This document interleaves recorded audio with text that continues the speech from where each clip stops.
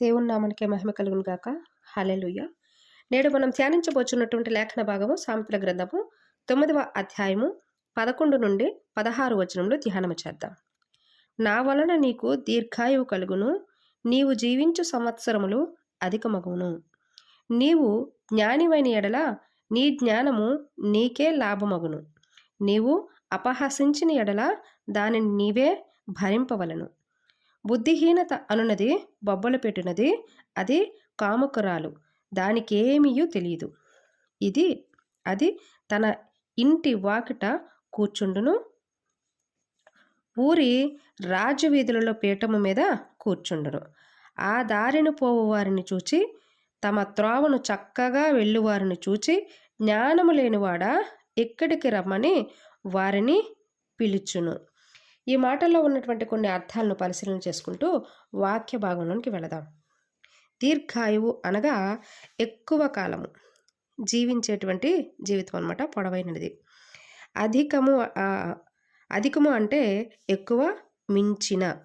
జ్ఞానము అనగా సత్యాన్ని తెలుసుకునేటువంటి బుద్ధి, నేర్చుకునేది. అలాగే లాభము అనంటే మేలు, ప్రయోజనము. అపహసించుటము అంటే హేళన చేయటము, ఎగతాళి చేస్తారు కదా, దానిని అపహసించడం అంటారనమాట. భరించటము అంటే సహించటము, తట్టుకోవటము. బుద్ధిహీనత అనగా తెలివి లేకపోవటము, అవివేకము, జ్ఞానము లేకపోవటము. బొబ్బలు అనగా అరవటం అనమాట, బిగ్గరగా అరవటం అనమాట. కాముకరాలంటే అనైతిక కోరికలతో ప్రవర్తించేటువంటి స్త్రీ లేదా వ్యక్తి. తెలివి అనగా చురుకైన ఆలోచన అనేటువంటి అర్థం వస్తుంది. ఇంటి వాకిట అంటే ఇంటి ముందర స్థలం అనమాట, తలుపు ముందర ఉండేటువంటి స్థలము.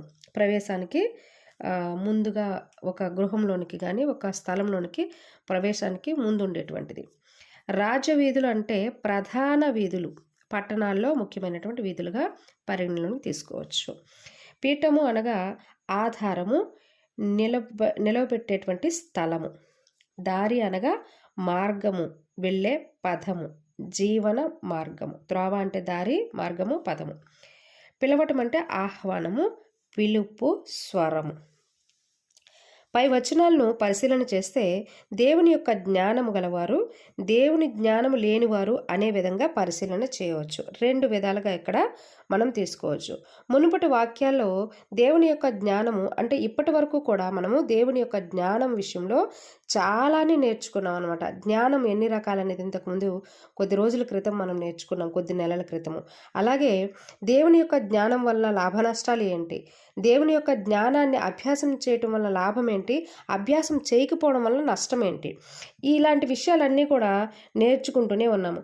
దేవుని యొక్క జ్ఞానాన్ని అభ్యాసం చేయాలి అనుకున్న వారికి అనేకమైనటువంటి పరీక్షలు ఎదురవుతూ అనుసరించే క్రమంలో అభ్యాసం అనేది జరుగుతూ ఉంటుంది.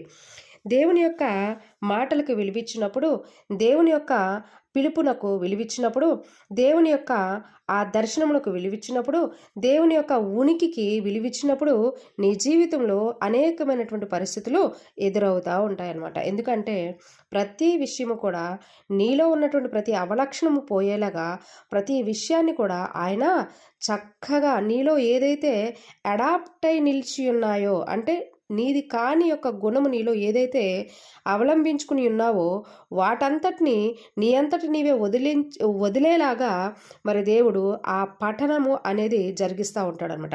అభ్యాసాత్మకంగా దేవుని యొక్క జ్ఞానాన్ని అనుసరాత్మకంగా అనుసరించే విధంగా అనమాట తీసుకుంటే నీకంటే నేర్పరులు ఎవ్వరూ ఉండరు.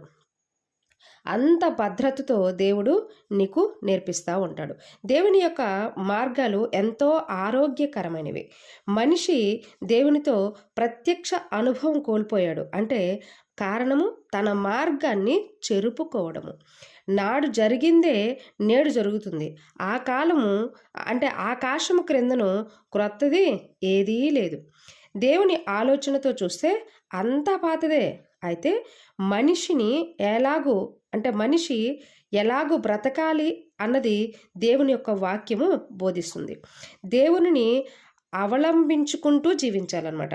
కానీ మనిషి దేవుని నుండి సపరేట్ అయిపోతూ తన యొక్క మార్గము తనకు తానుగా ఏర్పరచుకున్నటువంటి మార్గంలో నడుస్తున్నాడు, తప్పిదాలు చేస్తూ ఉన్నాడనమాట.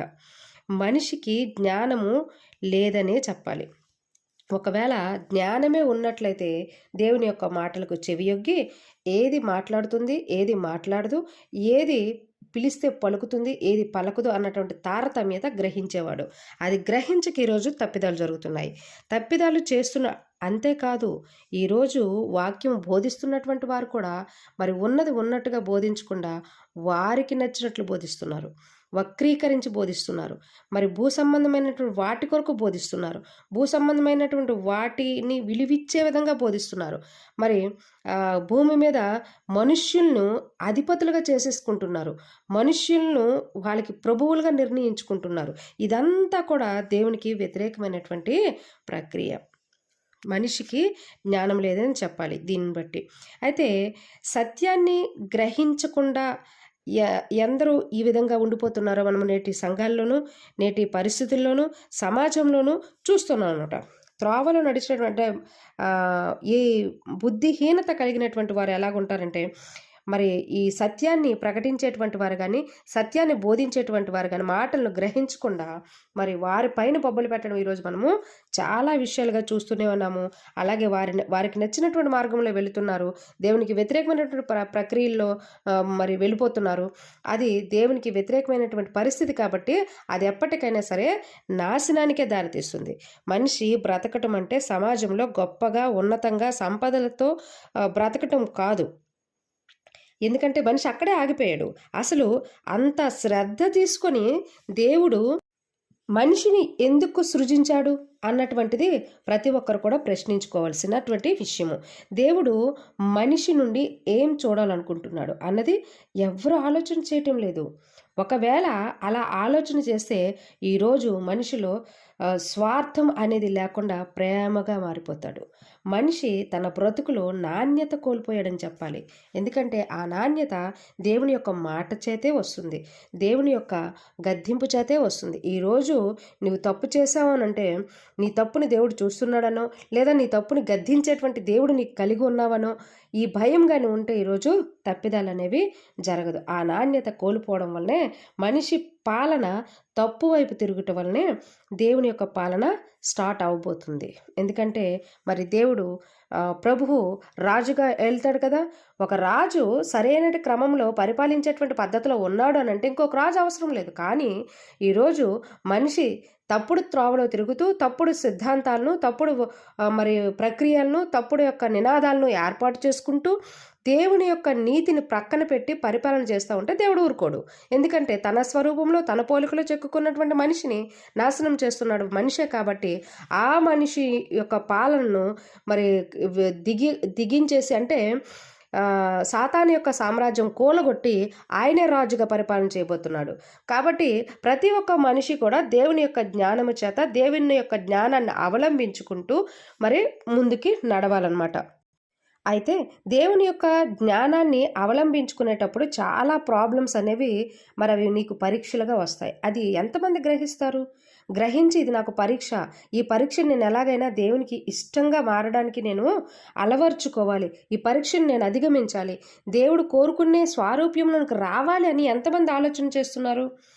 మనలో అన్ని అవలక్షణాలు ఉంచుకొని మంచి ఫలింపు కావాలి అంటే ఫలం మంచిది రాదు కదా. ఒక విత్తనము నాటే ముందు రైతు తన పొలానికి అన్ని సదుపాయాలు చేస్తాడు. మరి ఆ యొక్క తగిన సమయం నందు విత్తనాలు అనేవి మొలకెత్తడానికి కావాల్సినటువంటి ఆ భూమి విషయంలోనూ ప్రతిదీ కూడా ఫలించుటకు ప్రతిదీ కూడా ఏర్పాటు చేసుకుని విత్తనాలు చల్లుతాడనమాట. విత్తనాలు చల్లేటువంటి రైతు అటు రీతిగా చేసేటప్పుడు సంఘం అనేటువంటి అనుకూల సమయంలో రైతు అనే కాపరి చేత దున్నబడిన భూమి లాంటి హృదయంలో వాక్యం అనే విత్తనం వేస్తే ప్రార్థననే నీరుగా, నిరీక్షణనే సాధనంగాను, అలాగే కాపుగాను చేసుకొని మంచి క్రియలు అనే పంటను ఫలించాలి ప్రతి ఒక్క క్రైస్తవుడు. ఆ ఫలము దేవుణ్ణి సంతోషపెట్టినదై ఉండాలి.